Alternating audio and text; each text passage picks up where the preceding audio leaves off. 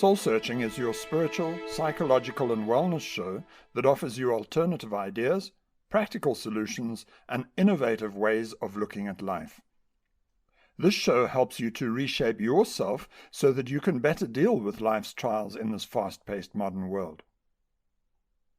Our topic today is I Am Jehovah, Witnessing. I'm not afraid to ask awkward questions, poke holes in rigid belief systems, and challenge the way the world taught you to think.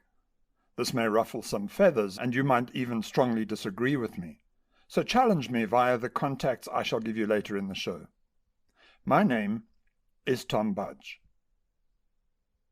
I have a hunch that this show is going to raise a few eyebrows and, sadly, it could deepen a rift that already exists between me and most of my family. It's an outcome I loathe to consider, but a risk I'm prepared to take. As I begin telling the story, you might say, "Oh dear, there goes Tom again, bashing the poor Jehovah's Witnesses." And you'll be right, I shall, but not without good reason and certainly with a very constructive spiritual outcome in mind. Without a positive end, this show would be nothing more than a fat whinge. Having grown up as a witness, I know firsthand what it is like to be inside and outside this organization. On the one side of the coin, there is the happy family of spiritual brothers and sisters standing by each other with encouragement and enthusiasm. But there is also the flip side, the devastating consequences of some of their organizational policies and the collateral damages that occur when they apply them to anyone stepping out of line.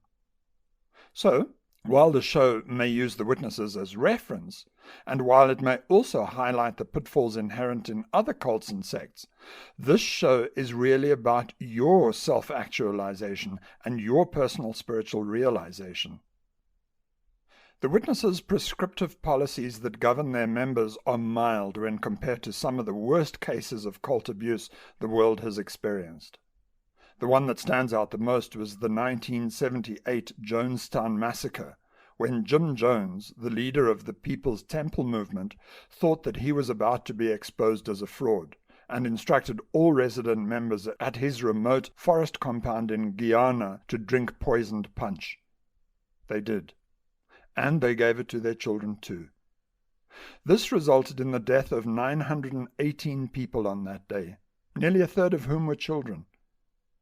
Another awful cultish happening occurred in a 1993 standoff between cult members and USA government officials during the siege of the Branch Davidian headquarters near Waco, Texas.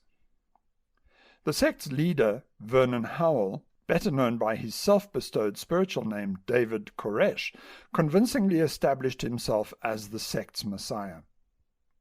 His wives were all teenagers, which raised eyebrows over allegations of child abuse, which triggered a government investigation. The first warrant to search the premises failed, and the inspectors returned to raid the premises on a second occasion. David Koresh and his followers defended their compound in military style.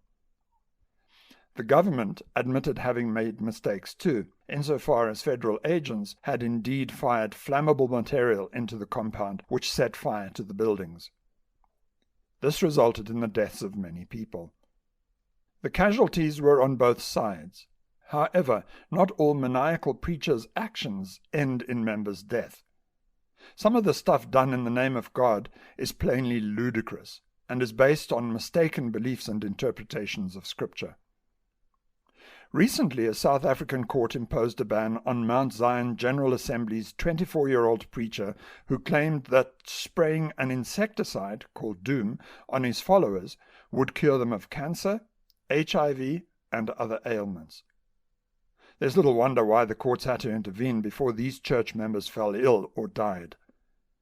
These cultish practices quickly come into the public eye, but there are a whole lot more that are much, much more insidious.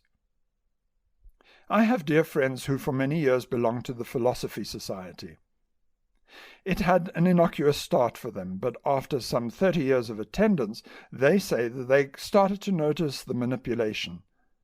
They were criticized for not doing as much as they could, and their dress code was not in line with what the society expected of them. They weren't fully playing the game, and the leadership was unhappy. Another friend of mine still finds himself caught up in the Scientology movement, and he says he cannot easily extradite himself from that organization without incurring huge emotional loss. Being a Jehovah's Witness wasn't my religion of choice, but it happened upon me as a child growing up in a family who were witnesses. It's an active religion, demanding a lot of time from its followers. The constant flurry of scriptural activities shaped our household routine. Whenever there were worldly goings-on, like school, playing with friends, and social events with outsiders, they were always curbed by a set of strict rules governing acceptable witness behavior. Rules governed our clothing styles, how we groomed ourselves, whether men could wear a beard, and what antics married couples could or couldn't get up to during intimacy. There were many things that we couldn't do as children, like having or attending birthday parties, celebrating Christmas and Easter, or being competitive. The organization's rules did not allow us to sing the national anthem at school, nor stand up during morning prayers, and because of our defiant attitude, teachers ridiculed and kids bullied us. We learned from young that we were different. Nevertheless, those things didn't really deter me because the organization had taught us to be resilient from young. After all, what else should we expect from Satan's wicked world? Ostracization never came as a surprise. The organization's interpretation of the Bible is very literal, and they have a strong conviction that theirs is the only scriptural truth. Self-imposed segregation from the world and other religions sets the witnesses apart. They are unabashed in declaring that they are the only true and faithful servants of God. To them, the rest of the world is the devil's offspring. Congregants are highly disciplined, and there is little scope for independent thinking and personal lifestyle choices. A leadership committee of about a half a dozen men meticulously interprets every minute aspect of biblical verse. This is the only version of beliefs witnesses may have. The organization shapes one's thinking and behavior through a very busy weekly schedule of Bible studies. Members are kept so busy with organized activities, almost to the point of overload, which doesn't leave much time to explore other interests in life. One must stay faithful at all costs. The organization's mission is to preach their message to the world, to gather as many souls as they can, and lead them into the fold before it is too late. It's a funnel and gate system, like the ones used when capturing game to move them to another wilderness area. Witnesses stand with warm, open arms, sincerely and heartwarmingly funneling in anyone who shows remote interest. Once committed through baptism, the gate closes and there is no way out. The only exit from this society is by expulsion. Any member transgressing witness dogma must appear before a tribunal of elders who alone consider the evidence and pass judgment. If the offender shows neither acceptance nor willingness to change, these elders have a mandate from the organization's leadership to excommunicate, or in witness jargon, disfellowship, an errant person. Once removed from the congregation, the expelled person may not associate with those inside the faith, including close family members. It's a practice called shunning, which at a cursory level may well seem like a prudent thing to do to preserve the sanctity of the congregation. It is argued that it is akin to throwing a rotten apple away before it spoils other apples in the basket. However, when dogma leans ludicrously towards cultish fanaticism, it leaves a trail of devastated families and broken relationships in its wake. It splits families, breaks hearts, and sometimes older children become bereft of parents and parents of their children. Many excommunicated members have found it so hard to endure shunning, and so try to, or do, commit suicide. You need only perform an online search, looking for ex-witness support groups to read the sad first-hand accounts of shunning's consequences. I have spent the latter part of my life encouraging everyone to seek something more spiritual. Not that I expect you to believe in God, or even feel obliged to join a church or organization. Doing so might be helpful for some, but it isn't the only way to find spiritual oneness. My Jehovah's Witness upbringing kick-started a broader spirituality in a roundabout way. It gave me a foundation upon which I could add wider knowledge and understanding. One way or another, I'm sure I would have left the organization had it not been for my expulsion when I was 27 years old. Staying safely inside the society, though, seems to have worked well for my parents and my sister, and I'm happy that they found their spiritual purpose and meaning there. Do what you need to do to grow your spirituality, even if by joining an organization, but I urge you to walk into these experiences with eyes wide open and with a healthy measure of skepticism. This goes for joining any religious or spiritual association, not just the witnesses. There's a lot of dodgy stuff out there. When one of my aunts died a while ago, I faced a big dilemma. Should I attend her Jehovah's Witness funeral as a disfellowship person, or should I play it safe and not go at all? Having not set foot in a kingdom hall since my father's funeral in 2000, I was hugely apprehensive. I had decided once before not to attend an uncle's funeral and got a mouthful of snide remarks from the family for being too callous. But I had good reason for not going. There was such a hullabaloo at Dad's funeral. Elders in Dad's congregation knew that I was disfellowshipped, and they tried hard to prevent me entering the hall to attend his funeral service. They obstructed my passage at the side door until a woman, whom I've known from young, bravely broke protocol and came to my aid. She pushed her way past them all, took me by the arm, and ushered me to the front row to sit next to my mother. A buzz of consternation filled the hall as people tried to grasp what had just happened. Many of my work colleagues and friends attended the funeral to offer me their support and condolences. They were aghast at the incongruity of the events of the day. One of my friends there, a journalist who works for Die Beeld, an Afrikaans Sunday newspaper, was so appalled by what he saw and wrote a half-page article about it, which the newspaper published that Sunday. Given all the hoo-ha over past funerals, I was in quite a dilemma as to whether I should or shouldn't attend my aunt's funeral. I didn't want to be callous, but I also didn't want to hurt again. I always enjoy getting other people's opinions, and so I approached close friends and family for their advice. Some guidance was quite militant and suggested that I go to the funeral with guns blazing. Others proposed a far more passive approach. I didn't reach a decision quickly, as it wasn't an easy choice to make, but I finally chose to go, for my cousin's sake. Having made my decision to go, my next quandary was how I should behave if anyone tried to block me at the door, as they had done at Dad's funeral. I seriously considered wearing a lapel badge with the words, "I choose love and forgiveness. What is your choice?" But making a fuss on this occasion wouldn't have been the right thing to do. There was no fuss when I arrived, perhaps because they didn't know anything about me in this little coastal town. Some family members shunned me as usual, but one or two abandoned protocol and greeted me warmly. I sweated profusely beneath my dark suit jacket. Two of my dear female friends noticed my nervousness and flanked me. One on either side, they ushered me to a seat in the middle of the second row. I felt much safer sitting there between them. As the service began, I quietly started to meditate and soon sank into a very deep trance. I heard the talk, but I paid no attention to its words or meaning. It sounded like the faintly familiar melody of a past song, remembered a little but mostly forgotten. In my meditative state, I became very aware of how much I'd grown since my excommunication, how much freer I was, and how differently my beliefs had been shaped. My spiritual journey was like climbing a flight of stairs. I couldn't reach the top step without first having set foot on the bottom ones, and I honored the witnesses for providing those initial steps.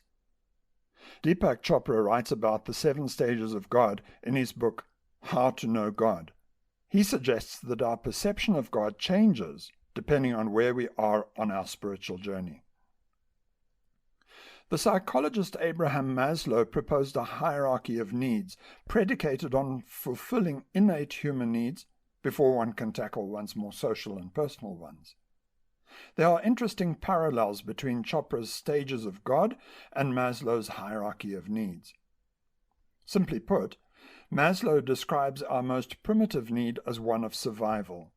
Above it is our need for safety, followed by a need for social belonging, then by a need for esteem, and right there at the top of the list is our need for a sense of self.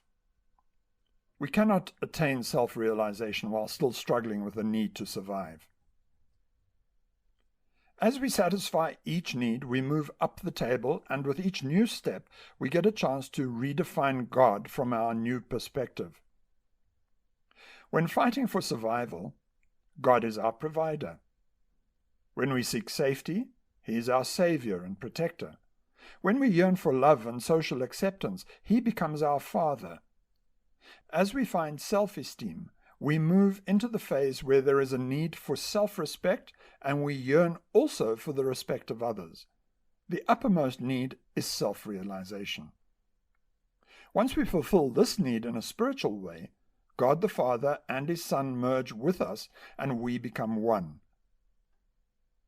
Sitting there at my aunt's funeral meditating, I asked one question. If I was certain to find God somewhere, where would the most likely place be to begin looking for Him? I knew I'd find Him in the form of the tyrannically jealous, yet incongruently loving God of the Old Testament if I looked for Him in the Kingdom Hall. In my past, when I was at the lower tiers of Maslow's hierarchy of needs, I bought into the belief of an anthropomorphized God, a wise old man sitting in a literal place called heaven, somewhere out there above the clouds. But it was I who had created God in my likeness and image, because I had no other way of contextualizing Him. I had given Him His masculine gender. I had elevated Him to the highest rank in my social structure, that of Father. I also placed Him above all other men by giving Him sage-like qualities, and I could never imagine myself standing on the same ground He had walked upon. Through me, God acquired His heavenly kingdom. Depending upon the level where I was on Maslow's table of needs, God became that which I needed Him to be. If God isn't literally an old man supporting a long white beard somewhere out there, then who or what is He? Still in deep trance at the funeral, I wondered whether God existed at all as an actual presence of sorts, a yet undiscovered universal intelligence responsible for the design and creation of everything. I grappled with this concept. If there wasn't a place called heaven, a localized spot somewhere in space, then there was also no tangible being called God who lives there. I concurred that God is nowhere, not in any specific place, yet found everywhere, present in everything across the entire universe. God is also nothing, neither this nor that, yet everything, the origin of all things. If God is nowhere, yet everywhere, and nothing, yet everything, it makes Him omnipotent, omnipresent, and almighty. The closest plausible scientific theory that has these attributes is perhaps the zero-point field of quantum physics. This field is the coordinating intelligence of empty space, the ground state of all other forces and fields, which carries all information necessary to maintain consistency across the universe. Yet every holy text I have read speaks of God far more personally than a mere compassionless backdrop to space. Instead, He is described as a being with whom we could forge a relationship. Unless I too am being snared by my own anthropomorphic neediness, the description of God being a mere compassionless backdrop to space doesn't seem like the attributes I would readily ascribe to the Almighty. If God is plausibly neither an old man in space, nor some theorized ground state of all universal fields, then who is He, she, or for that matter even it? We've already established that the higher we move up Maslow's table of needs, the more God changes. At the lowest level, the survival need, God must be an external entity far greater than oneself, the provider of all that we need and our protector. Once we reach Maslow's highest level, our need for self-actualization, God becomes much more, and the gap between who we are and who He is collapses into oneness. If you think there's an uncanny parallel between Maslow's hierarchy of needs and Chopra's 7 levels of God, then consider how uncanny it is to find other parallels in the chakra system. Starting at the heart chakra, the seat of human emotions, all lower chakras symbolize our physical struggle as humans, our psychological need for air, food, and water, our need to reproduce, and our need for safety. The heart chakra neatly matches our need for love and belonging. All the upper chakras link in nicely with Maslow's classifications of esteem and self-realization. During our primitive states of neediness, we go downwards and outwards from the heart chakra into the material world to find meaning and purpose. When we have a need to satisfy our sophisticated psychological and spiritual needs, we go inwards and upwards from the heart chakra, where we discover a more abstracted form of God within. At the base chakra, God is an external presence. At the crown chakra, God becomes an internal presence. Can we reconcile the primitive conceptualizations of God with the more enlightened views of Him without redefining Him?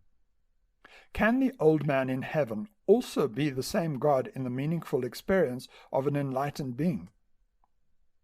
I read a beautiful analogy in Yehuda Berg's book, The Power of the Kabbalah.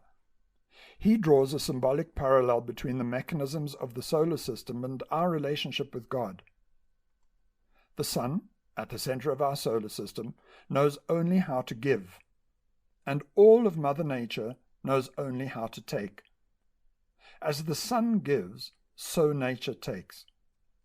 This creates harmonious balance and synergy. Nature takes without conscience and without greed.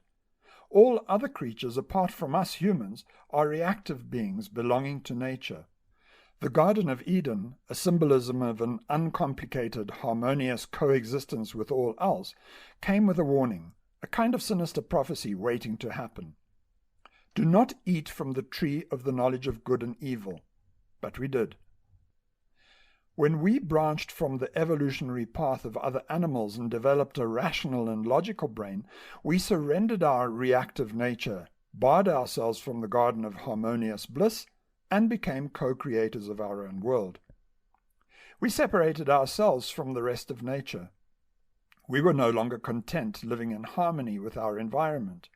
Instead, we became restless in our quest to be godlike. We sacrificed our reactionary place in nature to become proactive. Slowly at first, but with increased rapidity, we learned to have dominion over all nature. We began to control it, exploit it, re-engineer it, and soon create it. We stayed trapped in feelings of dissatisfaction and discontent. Egoism stands in opposition to godliness.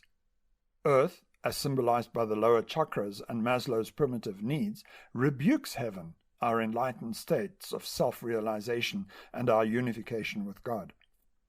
Egotism is idolatry, the false god to whom so many devote their lives.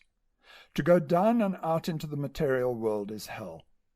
It separates us from God and causes an external search for Him somewhere outside.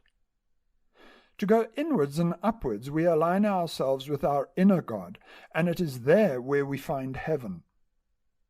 One day, we might fathom out the intricacies of this universe and solve the intriguing puzzle of how all things work. That will make today's knowledge and technology seem like relics of some bygone past.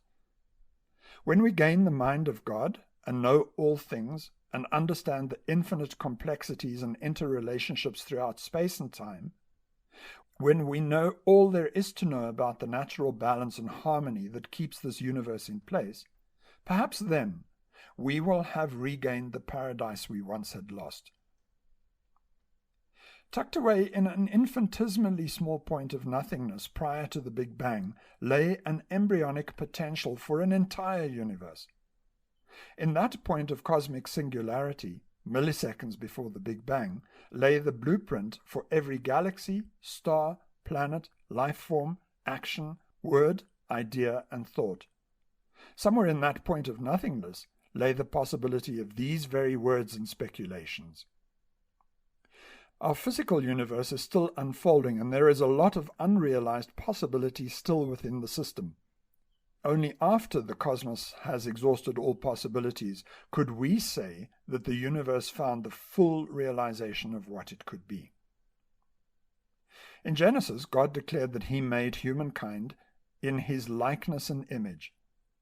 For that to be true, it can't refer to our physical form, which is too puny and frail to stand in God's image and likeness. It must mean a lot more than just our physicality. It must describe those attributes that separate us from everything else. We are the creation that glorified the Creator. We have a capacity to comprehend abstract things. For us to exist in the image of God must imply that we also exist in some formless, magnificent way too. It might be true that there is a part of us which was never born and which will never die, a part of us that survives the death of our bodies. Neuroscience is the complex study of our neurology. It shows us how thoughts propagate electrochemically through the brain, giving rise to sensory and motor tasks found in various regions of the brain. Neuroscientists suggest the DNA methylation, or prions, supports long-term memory. Other researchers, however, are uncertain that memory is stored inside the nerve cells, but in the synaptic gaps between neurons. Carl Lashley was a psychologist and behaviorist, remembered for his contributions to the study of learning and memory. He sought to deactivate portions of different rats' brains to find which part held specific memories. Lashley taught the rats certain routines and then, with a soldering iron, burned off parts of the rat's brains, each rat suffering the obliteration of a different part of the brain. Despite incurring serious physical impairment, the rats never lost the memory of the routines Lashley had taught them. He concluded that memory is not stored in any specific part of the brain. Walter Schempp, who revolutionized the construction of the MRI machine, documented his theories of quantum holography after he discovered that all sorts of information about objects, including their three-dimensional shape, is carried in the quantum fluctuations of the zero-point field, which I mentioned earlier. It is quite possible that memory and consciousness don't lie inside the tissue of the brain, but somewhere outside it. I highly recommend that you read Lynn McTaggart's book, The Field, and Irvin Laszlo's book, Science and the Akashic Field, for a more comprehensive and intellectually stimulating explanation of the integral theory of everything. The aspect of us made in God's likeness and image is incapable of sin, and to propose that it is blasphemous. There is nothing in the rich spectrum of human activities that could ever offend God, for if it upset Him in any way, we, through our actions and behavior, could control His mood and attitude. That is just not possible, is it? God remains wholly indifferent to everything we do. Our challenge is not to curry favor with an external entity somewhere out in space, but to question whether we are living in a manner that fosters a better relationship with our highest self. When we strive to find God, we must go inward and upwards to ultimately find our divinity there. Always be in devotional service to your highest self. These are the philosophies found in A Course in Miracles, which is widely regarded as Jesus' unabridged teachings to His disciples in the upper room. Just as that non-existent, infinitesimally small point of cosmic singularity held the blueprint for an entire universe, so do we. You and I are infinitely great beings of pure possibility. We can be anything we choose to be. At the innermost core of every human lays an amazing propensity for greatness. It is the unquantifiable, incorporeal, ubiquitous essence of every human. Our only inhibitor, Satan within, is the glass ceiling through which we seem incapable of transcending. This glass ceiling is our ignorance of our true nature. As my aunt's funeral service reached its end, I slowly emerged from my deep meditation and marveled at the full impact of these insights. It had taken 35 years for me to come full circle, and the irony was that it occurred inside a kingdom hall. There, in the past, I once thought of myself as a Jehovah's Witness. But on this day, at the funeral, I realized that you and I are the likeness and image of God, and that He realizes Himself through us and through all creation.